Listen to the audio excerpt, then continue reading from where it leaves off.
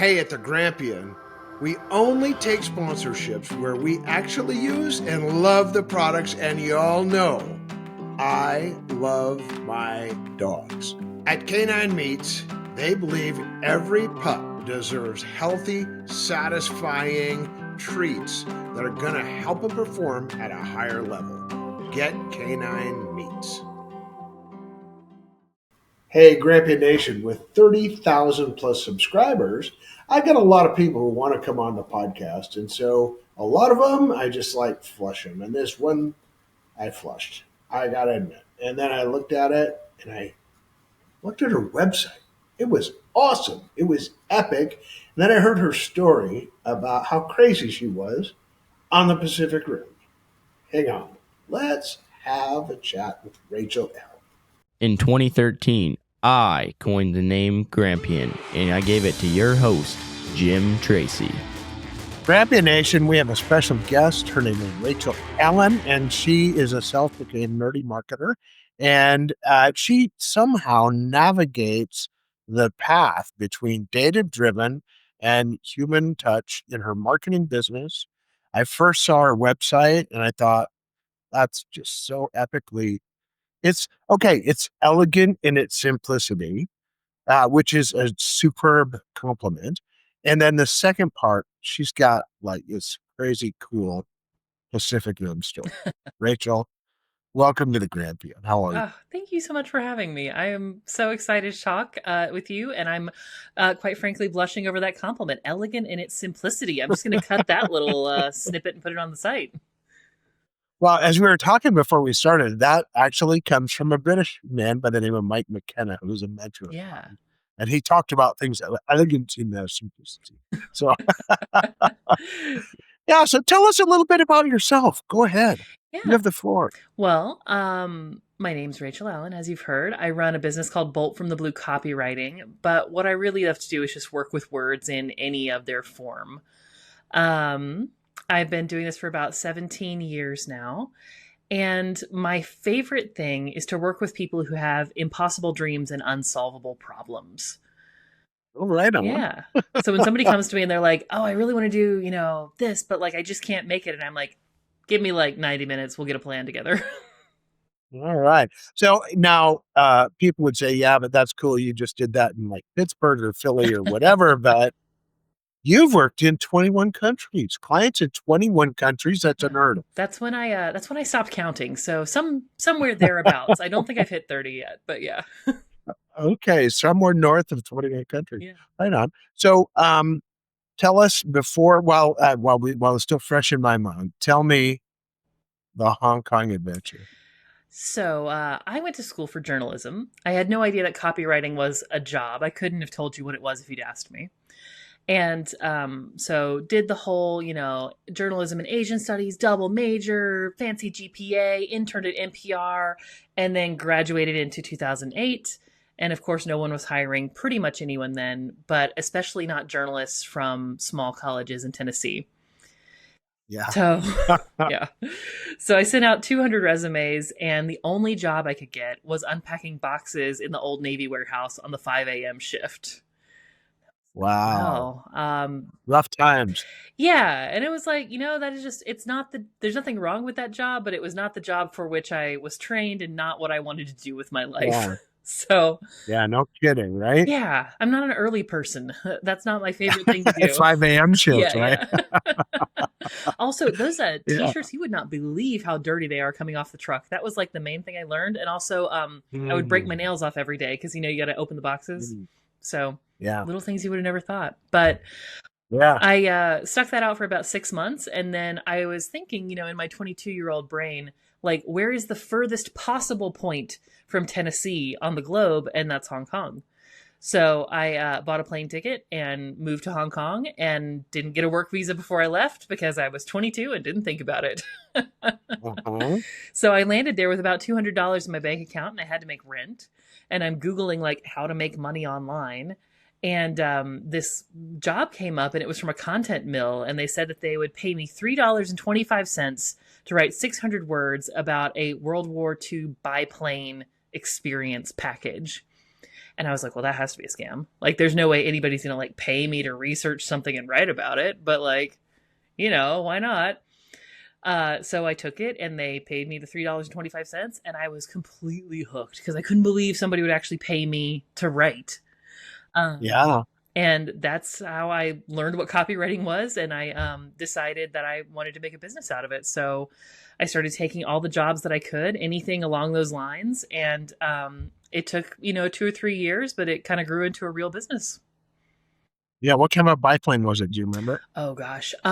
It was the Red Baron kind of biplane. Stearman, Tiger Moth. Yeah, that kind of. Yeah. The one like what Snoopy flies. Yeah. Okay. It was that mythical doghouse airplane, Yes, right? exactly. That's why this was so special. We had to sell it. All right. So you cross over between profit and nonprofit. Tell us what your favorite is. Oh, like they both have good things about them. I think I love doing the nonprofits because it feels sometimes like it has a more tangible, like direct impact. And also, quite frankly, a lot of times they need more help because they don't have as much funding. They're trying to make a big impact, but they don't have the money. Everybody's working on a shoestring. And I really like being able to go in there and be like, okay, here are the 3 levers you pull to get a really big impact. So like, that's a fun I understand that. I did a project last night in Macon, which it's so gratifying, but you got to pay the bills too. Absolutely. And also, like I'm grateful that I'm able to balance that and to be able to work with the nonprofits and be like, okay, maybe if you have a smaller budget than I would normally work with, like what can I do for you with this? Like, how can I help?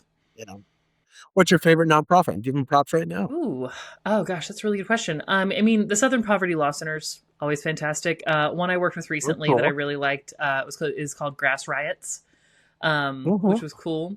And I do a lot, even if they're like for-profit businesses, I do a lot of purpose-driven orgs. So one of my clients that I'm just really loving working with is called Point North, and they do a lot of like community development and just like they call themselves people for people who aren't people. So that is a mouthful. Right? That is a mouthful. Okay, so you've also worked for some big names. Give us some names. You can name drop a little bit of the Grampion. Oh gosh. I've worked for influencers. I have helped and entrepreneurs get on airport bookshelves. I've worked for large probiotics companies. I'm trying to think of who else. They all blend together in my mind because I'm like big or small. I don't really think about them, but I've been airport bookshelves are tough, man. Yeah. All that space is purchased in advance by these giant publishers, and they want to do that, initial blast. Yeah, and of course that's the only place anybody buys books anymore, other than Barnes and Nobles, right? And Amazon, of course, right? But but that's a tough sell. How'd you get people on a bookstore? On a airport bookshelf? It was actually one of my first clients, and so she had the idea for the book, and she had the pitch for the publisher, and it was one of those things where I just didn't know enough to be too scared to try. So I wrote the letter and was like, I mean, I don't know, sure, why not Penguin? Give me a spot, and they did. Yeah, wow, that's really cool. Yeah. That is really cool. Okay, so you've run this business for 17 years. You've somewhere between 21 and 30 countries. You've worked with some of the top names in entrepreneurship. What is it? So if you had to define, because it's hard when you're in the marketing business, it's hard to define your job, but it's not hard to define your niche. What's your niche?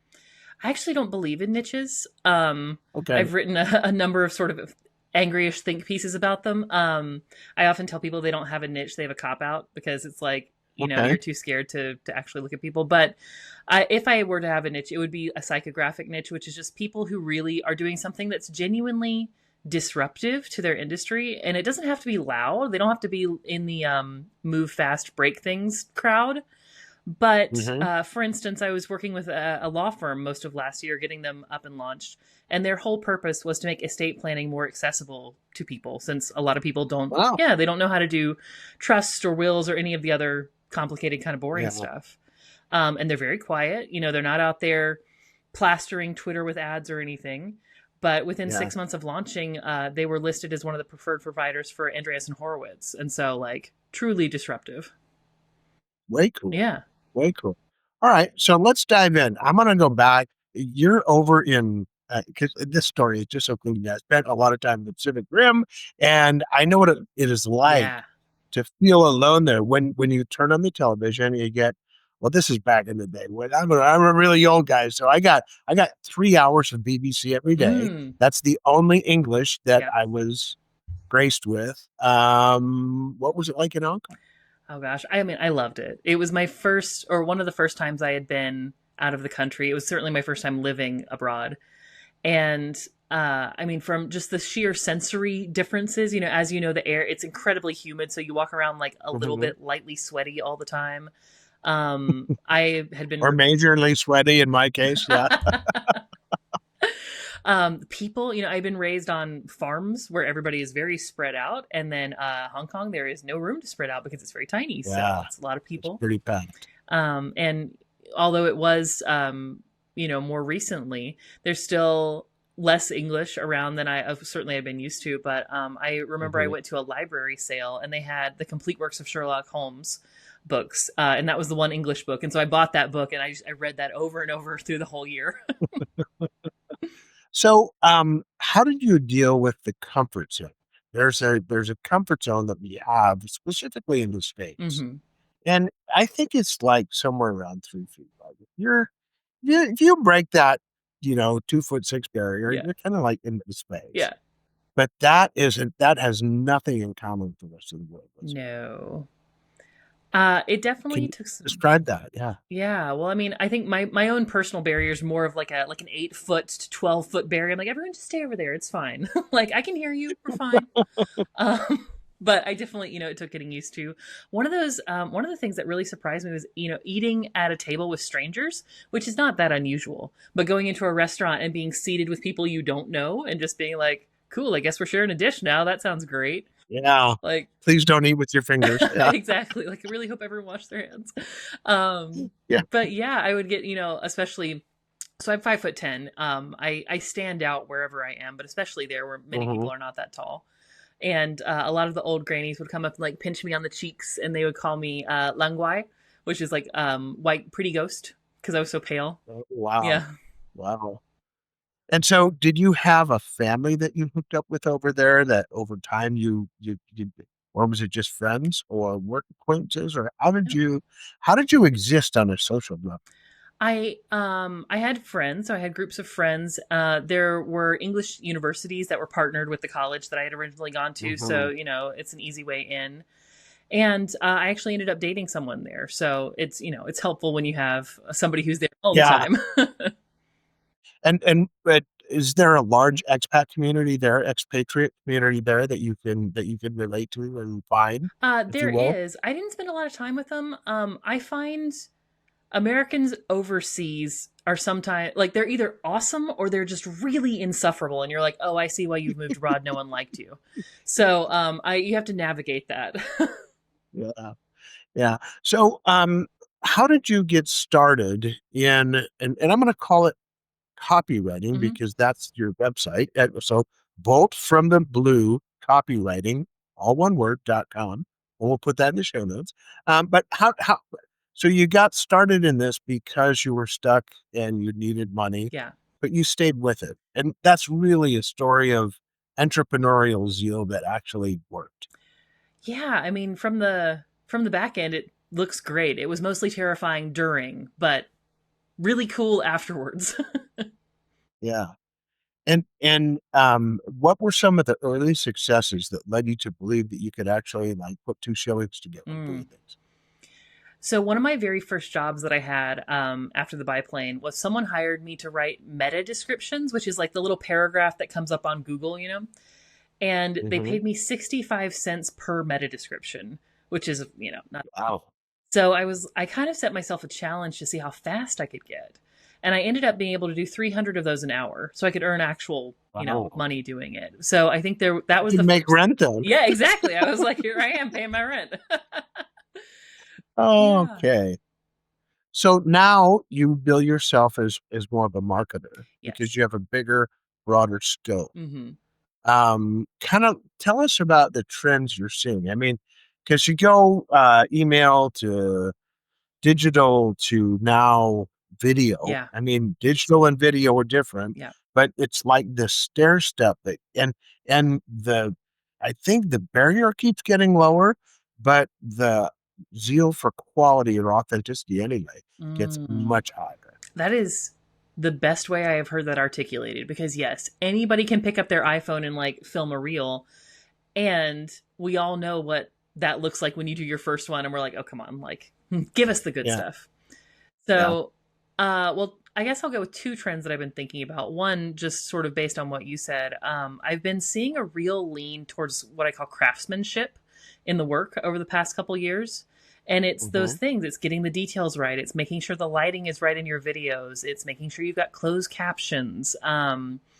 Making Yeah, sure you always. don't just show up and be like, oh, here's my thing, love me, internet, because that doesn't really work anymore. You have to have that dedication, because of course anybody Yeah, can churn out something kind of mediocre with AI now. And so if you want to stand out, you yeah. really have to be like, no, I polished this.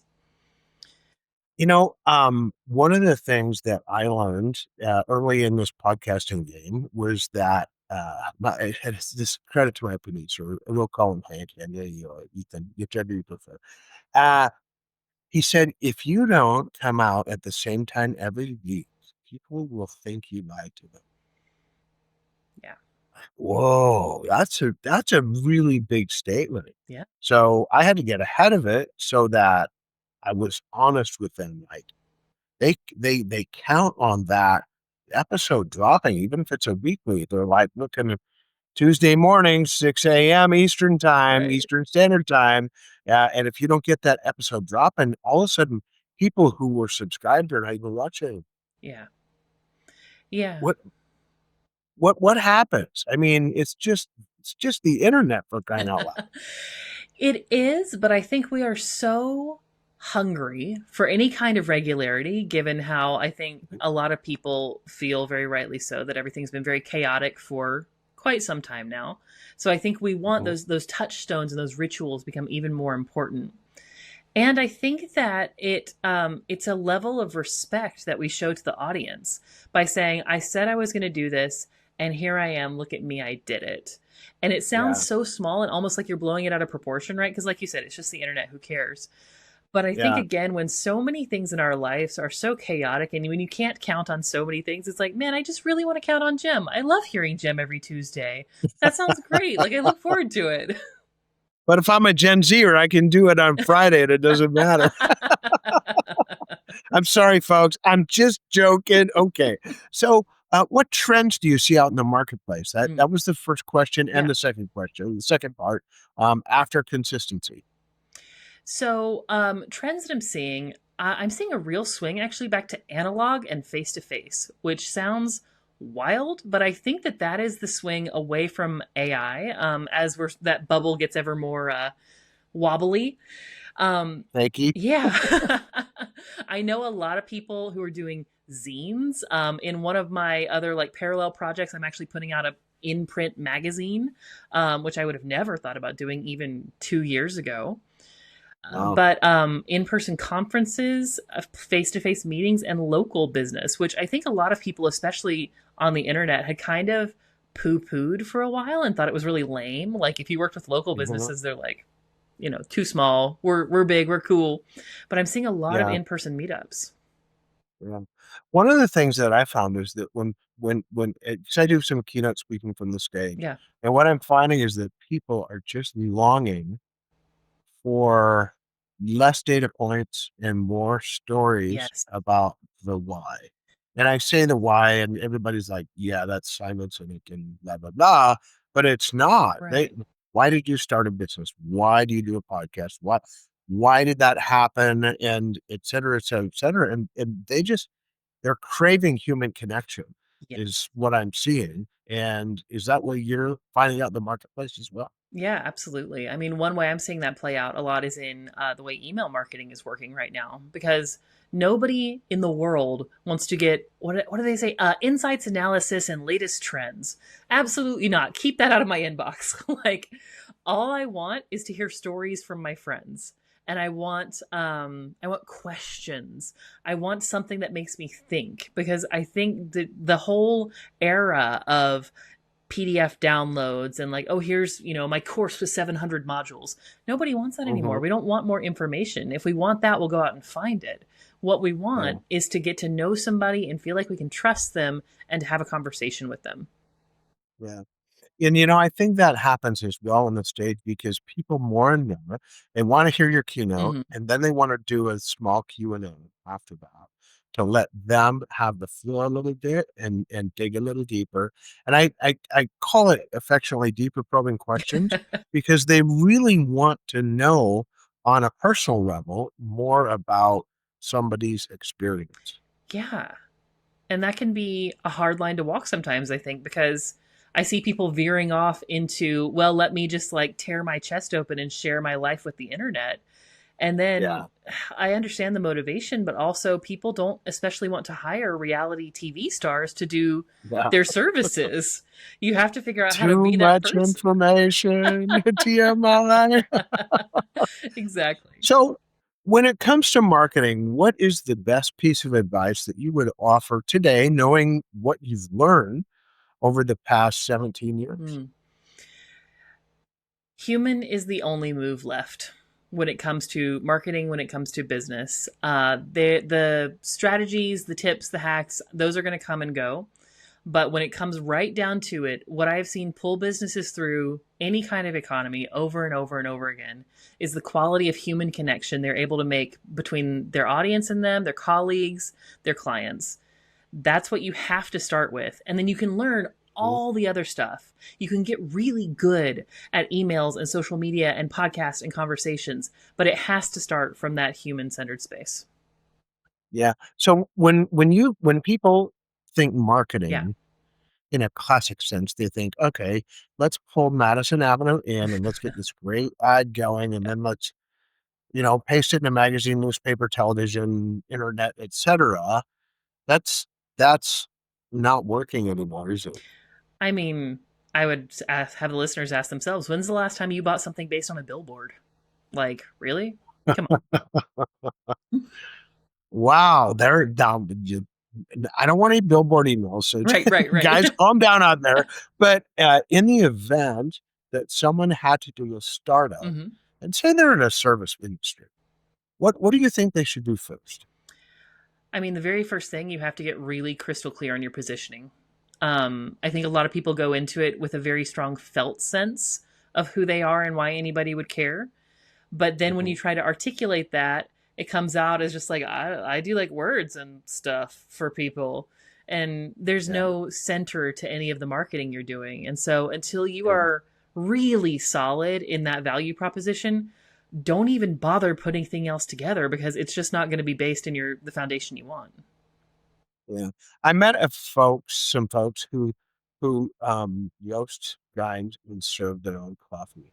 And they want to co-locate next to a Starbucks because they want to differentiate and they want to be like a dime cheaper Yeah. and 30% better.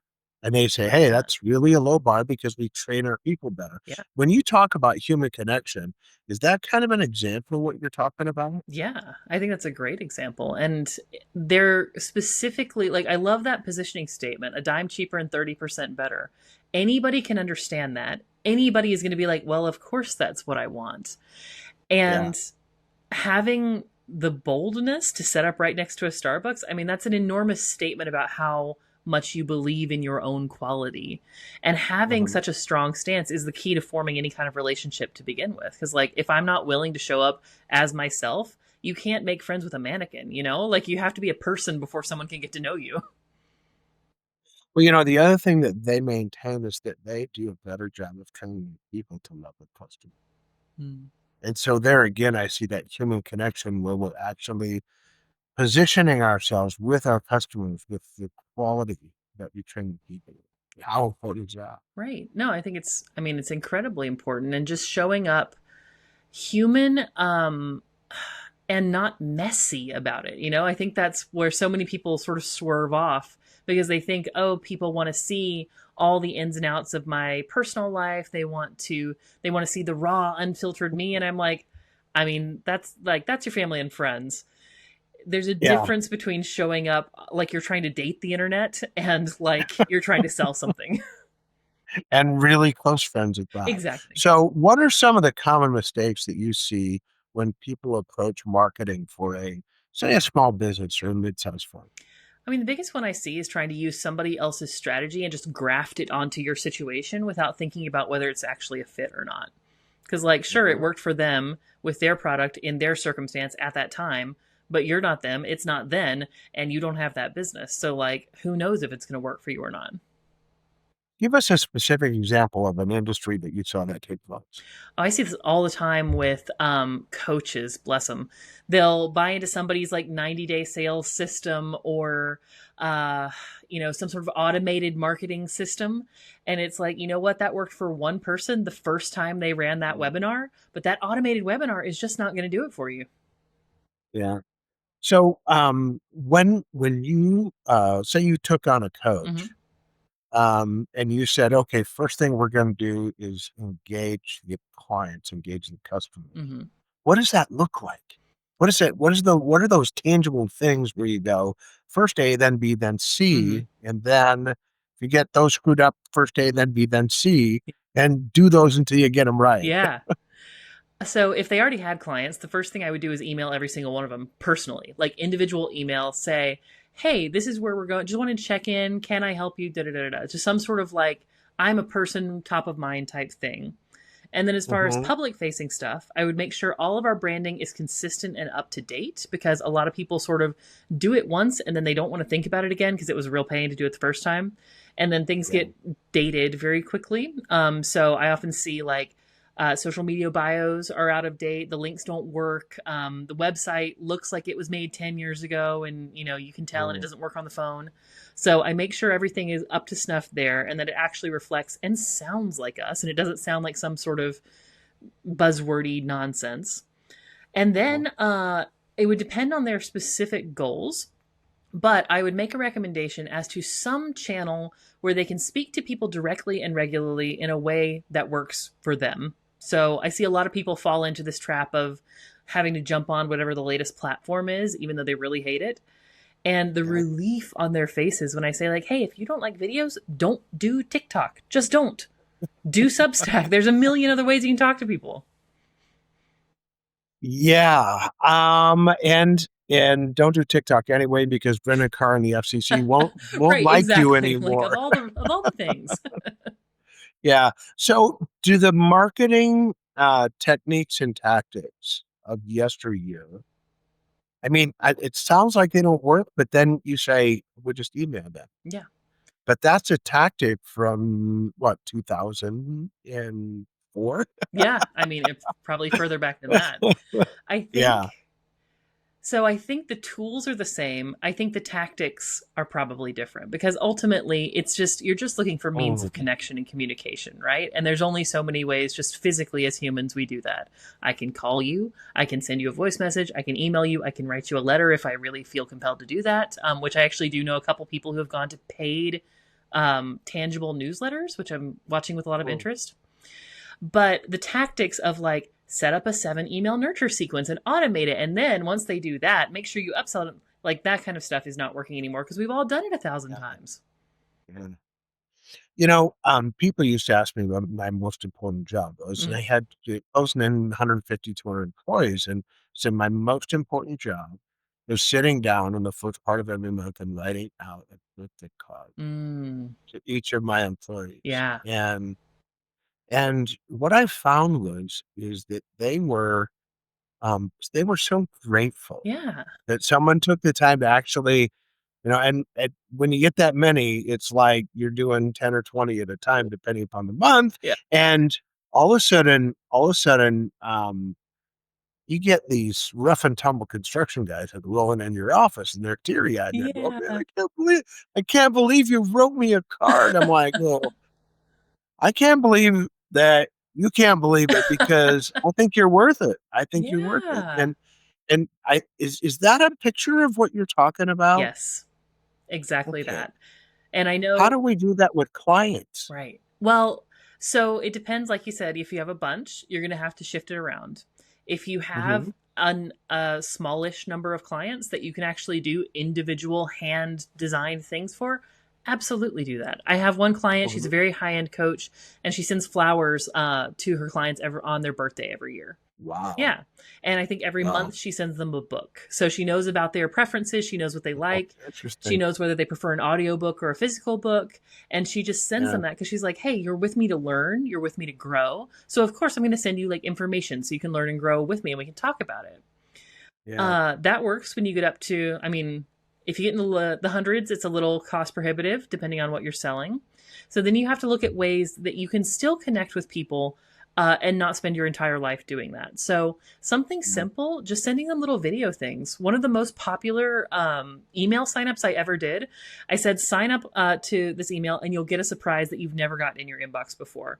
And so people would sign up and I would go and like look at their website for 5 minutes or their LinkedIn for 5 minutes. And then I would film a personal video to them saying, this is what I think is really cool about you. And I'm glad to know you.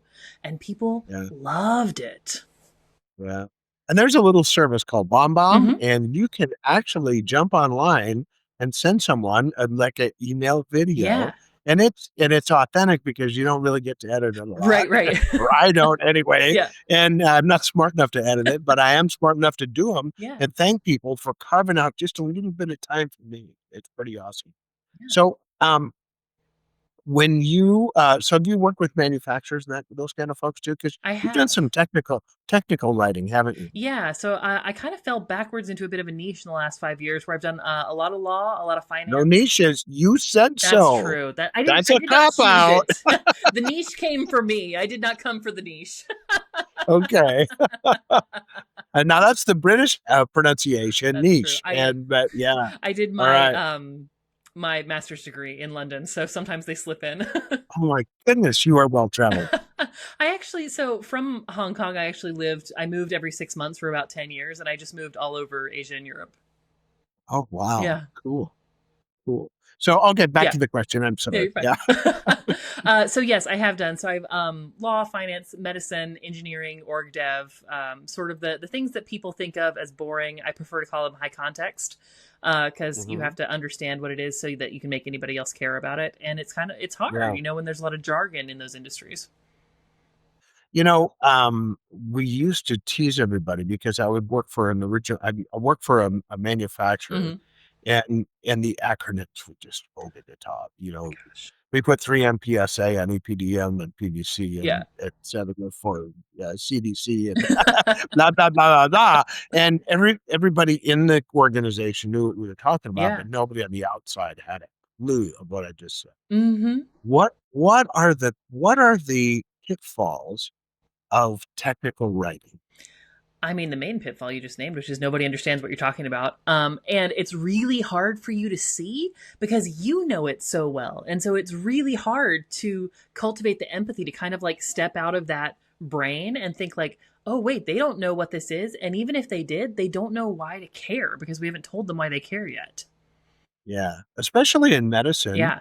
um, you have a specific challenge to understand the uh, the pharmacology, Hmm. the uh, all the I mean all the pieces and parts of the human and how it works together, Yeah. and now you're trying to explain this from a highly technical to highly technical in a different field. Yeah. I mean, How do you do that? well, so one of my favorite challenges I've ever had was I worked for a probiotic company that was extremely heavily research based, and they wanted to write a Mhm. children's book, like a board book.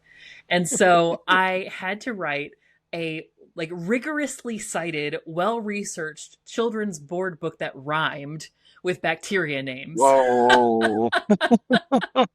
And it was such a fascinating exercise in doing this because you have to understand something really well before you can explain it to a 5 year old, Because if I started Yeah, telling them about, gosh, the gut brain no skin kidding. axis and all this sort of stuff, like they're like, can we just do Legos now? Like, what are we doing? But if I talk about, what happens in your tummy affects how you feel, they're like, oh, well, that makes sense. Like, I know that when my tummy feels bad, I probably feel bad too.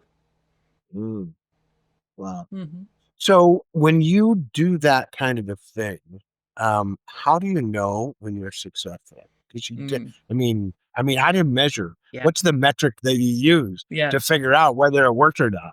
I mean, customers happy, that could be one. But, So, I mean, I run it by a couple people who I know nothing about the industry first. So I'll oh, say that's like, well, yeah, I'm like, okay, what questions do you have, and did you get bored? Those are the two yeah, questions I ask. And if there was questions, or if they got bored at any point, I'm like, okay, let me explain to you why you shouldn't be bored. Here's what it actually means. But you just look for that reaction. You test it with a couple of people, and then if you put something out, like let's say you do that and you put it out to the internet and nobody responds, that's a pretty good data point that you have been either too boring or too obtuse. So you have to go back and change yeah, it up. there you go. And I can tell you that I went through because I began to grasp how hard it was. I wrote a book, and my wife did the first edit, Mm, and it was incredibly painful. yeah. And then it went back to me, back to an editor, back to me, back to an editor, back to my wife, back to me, back to it. And this was like 5 times, and I just thought everybody hated It's so hard. It is like, it is such an ego thing, particularly with books. I've helped people, I've been the developmental editor on 13 books, and people, oh, you don't have any mercy. no, no. And I've written my own books, and it's horrible. It's absolutely Mm, terrible being on the other side. yeah, But yeah, from the editor's perspective, their only job is to make sure that it is the best book it can be. And if yeah. you get some bumps and Without bruises, stealing your voice. Yeah. exactly. Yeah, it's just it's Mm, hard though. yeah. So back to marketing. Yeah. Sorry. No, no, no. We do rabbit trails here really well in Grampian. So you've just grabbed this new company. Hmm. You don't really know a lot about what they do, but you can sense that it's not going well. Hmm. What's the first tactical thing you do? I mean, the first tactical thing, I learn as much as I can about what they're doing. So if I don't understand Mm, what they do, I can't understand what's going wrong.